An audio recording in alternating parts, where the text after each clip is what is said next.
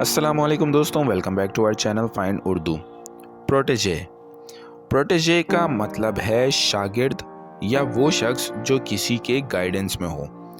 Protégé का मतलब होता है वो शख्स जो किसी एक्सपीरियंस्ड या स्किल्ड पर्सन की गाइडेंस के नीचे हो और उससे कुछ सीख रहा हो। ये अक्सर प्रोफेशनल और एकेडमिक सेटिंग्स में यूज़ होता है। प्रोटेजे टीचर और मेंटर के अंडर रहता है और अपनी फील्ड में ग्रो करता है।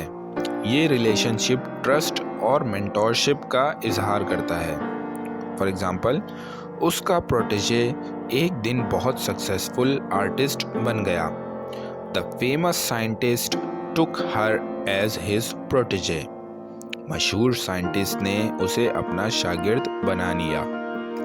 तो दोस्तों, प्रोटेजे का मतलब है वो शख्स जो किसी के अंडर गाइडेंस सीख रहा हो।